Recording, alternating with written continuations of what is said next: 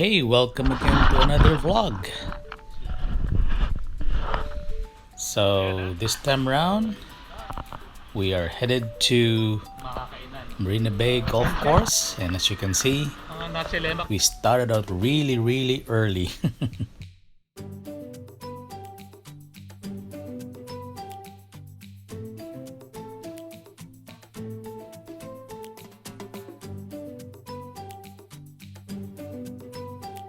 So because of our early morning flight, we had to grab something to eat at a nearby coffee shop, and this is a food called nasi lemak, famous Singapore dish, basically with rice, chicken or fish, and peanuts and some anchovies, right? And also there's an egg there, so yummy.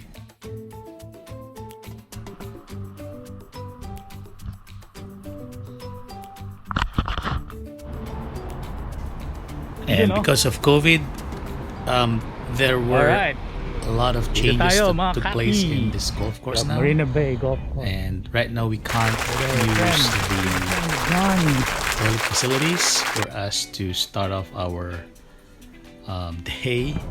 There's John, my pair for today, and we're basically finding our way into the course, or at least for my case, I'm finding my way in and around the course. It's been a while since I played this course, probably maybe 3 or 4 years ago, and there were a couple of changes that took place other than the COVID distancing. So yeah, see what happens, or watch what happens next. Booking muna, booking.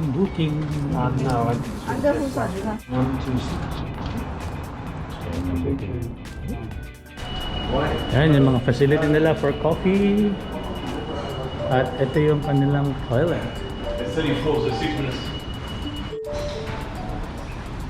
Oop, lumpas tayo. Alright, okay, got yung water, and this is, say hi to the vlog. Hello. Alright, so we're here. Dito muna magtatambay while waiting for our tea time. Our tea time is 8:36. So we still have about 40 minutes. Kaya practice muna tayo. And while waiting, nandun practice facility. So you can have your putter, chipper, and ang Singapore. It's a public course. At yeah, nice, no? Dito kami noon madalas kumain kapag may mga events. At dito rin ang madalas na yung kanilang cafe setup. This is Marina Bay Golf Course. Alright, they've decided to go for putting and chipping. See what happens. Kunin na namin yung bag para may lagay sa buggy. And here we go. Kunin na namin yung mga bag sa buggy.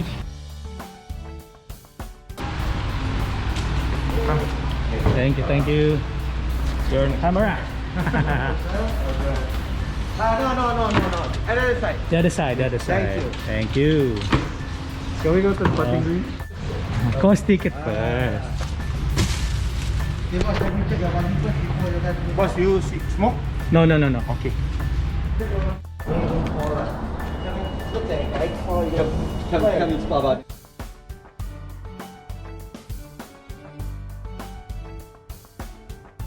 At that point, we are, I think, 4th on the flight line, so we still have plenty of time to go for some practice chipping and putting. 4 flights out.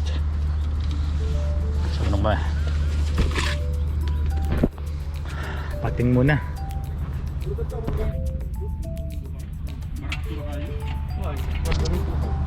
Hey, Mark.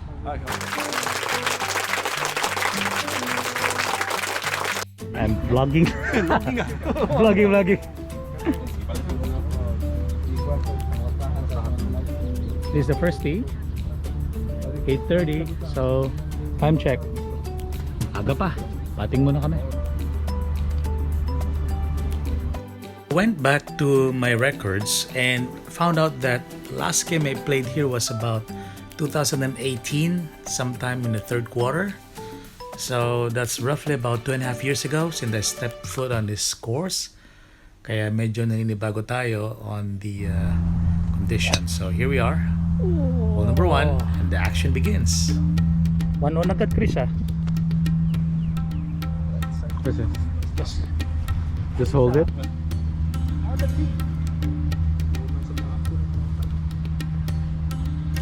This is recording, right? Yes, it's recording.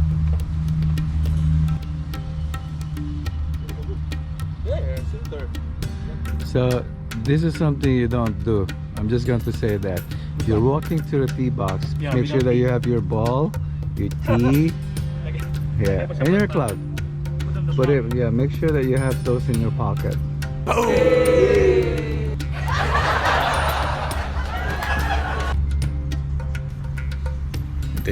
Ang aga pa lang, tingnan nyo naman how friendly my match is. John is already making his presence felt. Nice shot.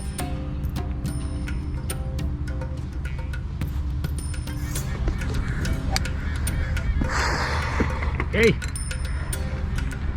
And we're off. Goodbye.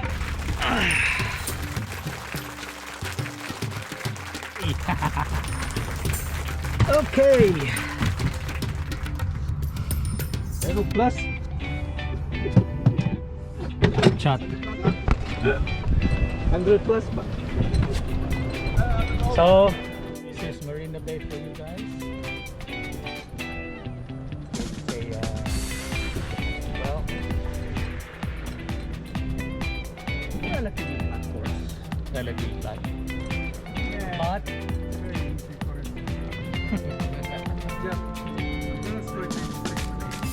Oh, got on camera. Take that, Mr. Smoothie Jetty. So for those of you that have played here before, I hope this will remind you of well, some good rounds and maybe not some good rounds too. And for those of you that haven't played here, this is a good survey for you to Ayan, so this is my second understand shot. and look at how the layout of this course Not so good contact. is, and perhaps in the future when you have a chance to play, Can then drive in. Okay, at okay. least you can see Yeah, how my friend, they went back. the holes are laid out, Thank the you. bunkers are positioned, and what have you. So yeah, just watch along and see what happens. Alright, so saan napunta yung bola ko? I think it's there. Nice, nice. 3 on the green si John. That's my ball. Looks like this guy is gonna make do with his promise. Alright. So for those of you that have witnessed or experienced playing in this course, you probably have observed that the greens are a little tricky, especially when the time of the day is approaching either morning or lunchtime. So in this case, usually in the morning it's pretty slow, but as the day goes by, you can see how fast the green is. But since there's no sun, as you can see, it's pretty cloudy, then we're really having a challenging time how to read green. So This is hole number 2. Par 3. Playing white. It's 117. As a hole. Let's see where it goes. 30. as a small trivia on this course, the sand bunkers, whether it's fairway or green side, is actually designed with, I think, one Europe horse in mind. If I'm not mistaken, it's the Muirfield. And having said that, the bunkers are really deep. So later on, you'll see one where I'm in, and you can really tell that it's probably about 5-footer, 6-footer deep. So it is a challenging proposition if you find yourself inside there. So Short.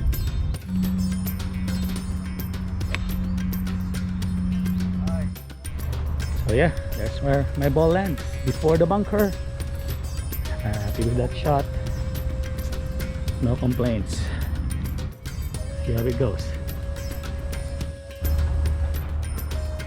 Whoa! That's called play as it lies.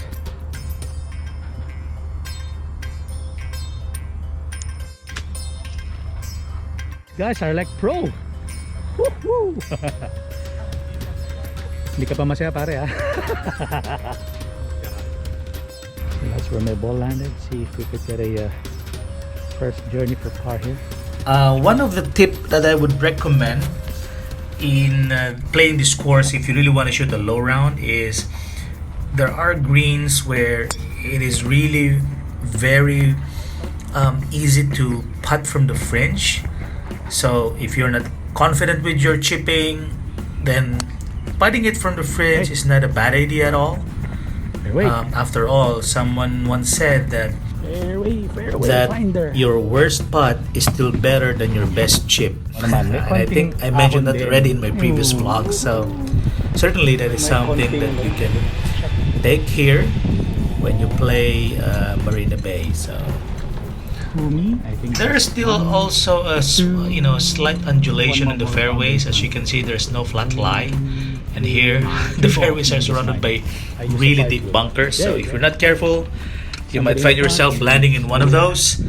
So it's better to either go over them if you're confident, or hit before those bunkers. In my case, I'm playing very conservative, so I'm hitting my 5 wood all throughout the 18 hole. So most of my shots here will be on the fairways. Yeah, so not a bad idea, right?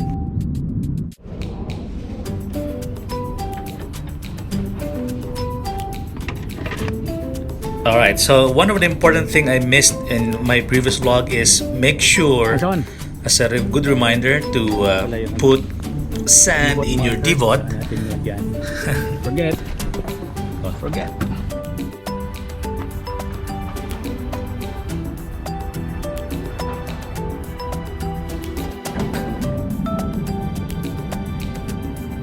Nice par.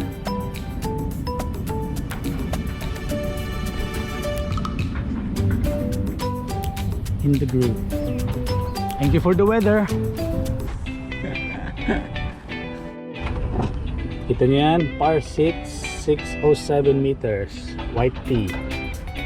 Sound, that's fun. Huh? You're like diesel engine.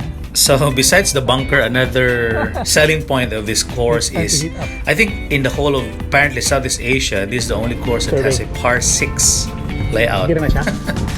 As if par 5 is not long enough. So what they did was they combined, I think, 2 holes and shortened one and lengthened another to make it like a par 6 and a par 3 layout. So previously it was a par 5 and par 4. So that's what they did in this hole. So as you can see, it's pretty long.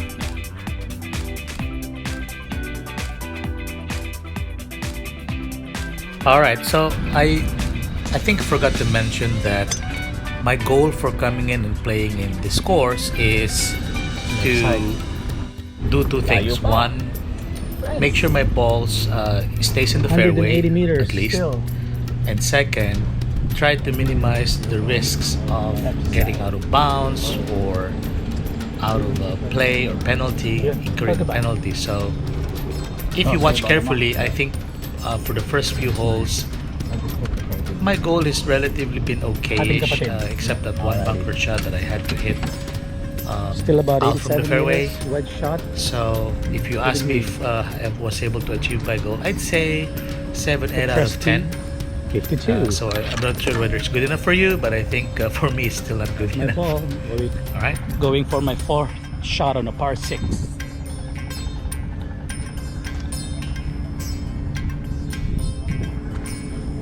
Yeah.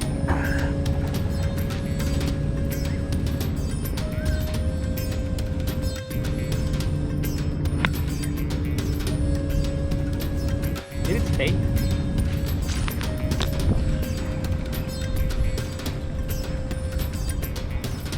Well, went on the green, but let's see friend.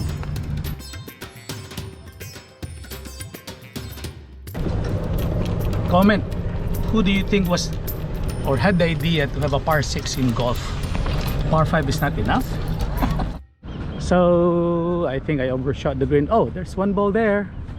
Huh. I think I'm on, my friend. So that's my 4.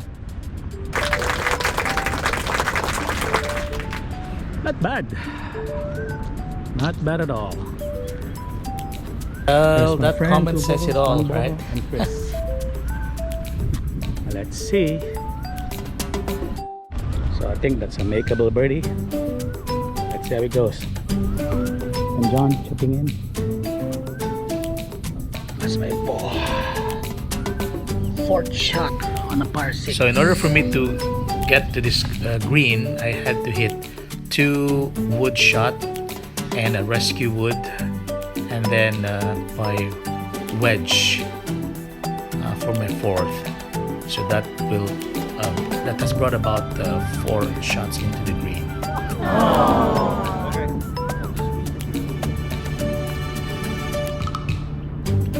Okay.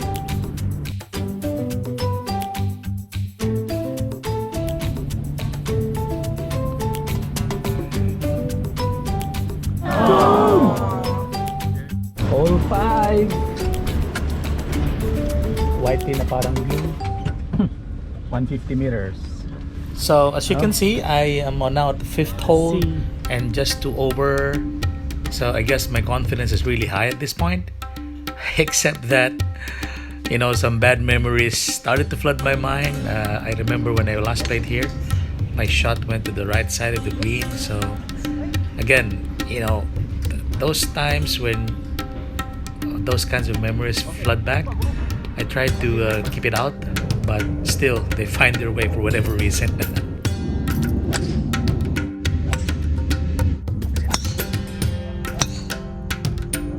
Side. Oh well, I had to incur bogey there, but still not too bad. So now move on to hole number 6, and with the hole number 5 as a backdrop, I'm hitting my 2nd shot here.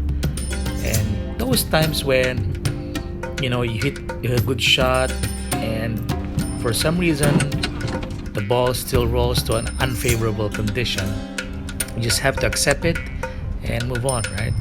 So in this case, my ball did land on the bunker, unfortunately, so I had to incur one setback shot One club behind. on this particular hole.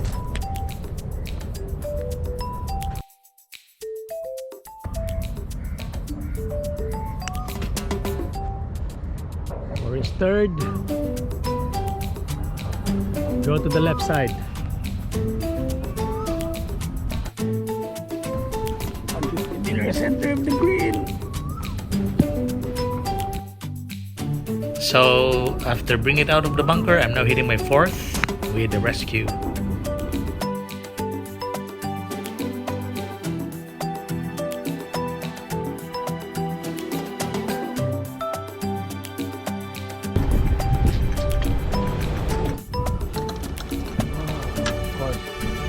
Ay, nag-drop pare, mukhang malayo ah. Okay, buhay. Andyan. There you go. In normal circumstances, I would have hit a shorter club. Buhay na buhay. But in this case, I was trying to be aggressive and hit the green. Fortunately, it went past it and it did not drop all the way, so it just had to go a little chip in back to the green to about 5 to 6 feet for my 1, 2, 5th 3, shot. 4 balls. So there. Ay.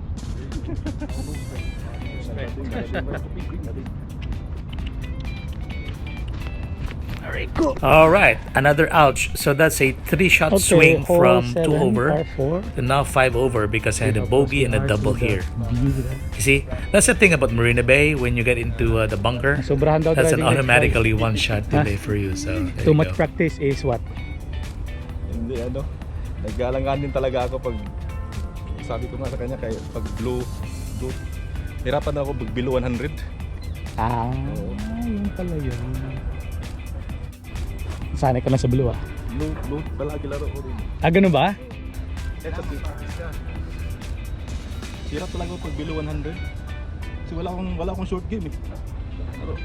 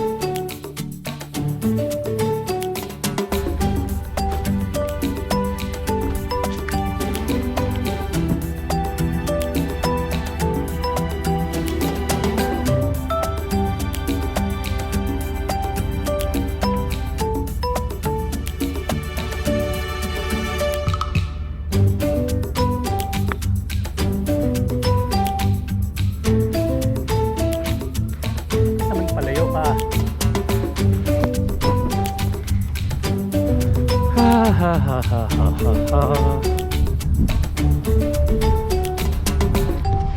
Tree, lampas naman sa French. But let's see the break in this. Nice to on, bye. 173 yards, 150.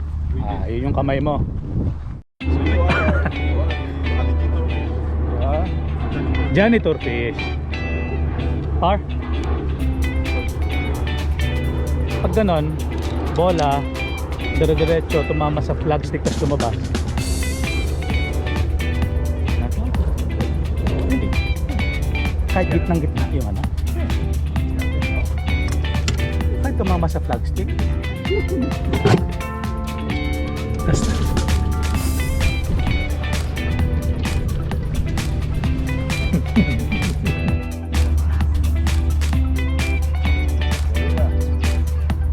Garuda, Indonesia. Left side.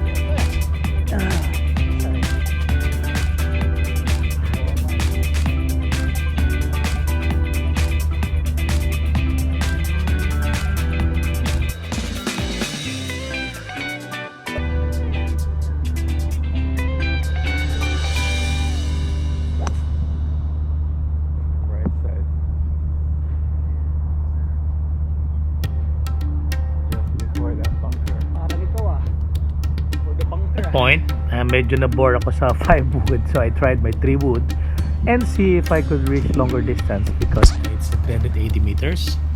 So, well, I did make it longer, except that a little way on the right side, almost hitting the bunker. So there you can see we're now coming to our ball, and sabi ko, it almost landed on, or at least before the bunker.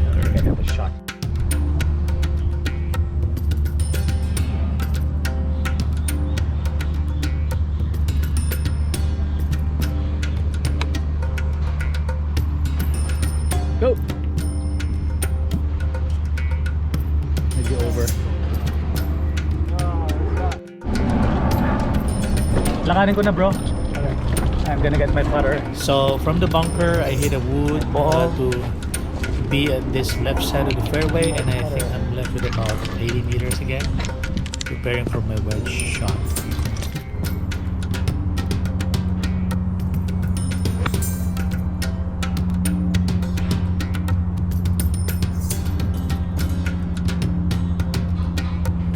Maganda.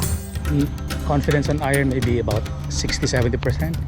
Woods very high. I'm using it for driver. Wedge maybe about 80. Putter maybe about 80%. So yun, that's what's on my mind.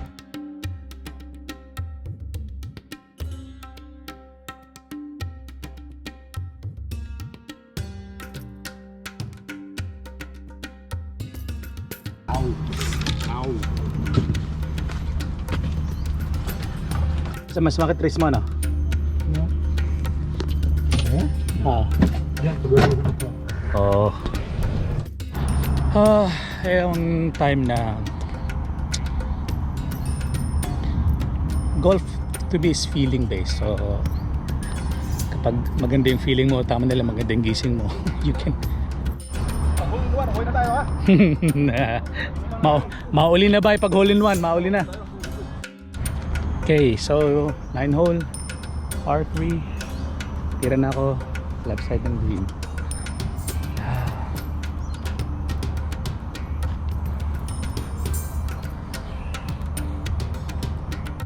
So I play conservative today. Ginamit ko 8 instead of 7. Yung 7 may history ng shank, so 8 safe. Nag-game ako sa left. Mga decisions. So ito na natin.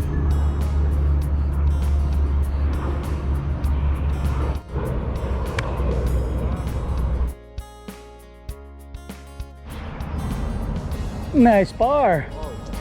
Hey. Talagin mata lagi.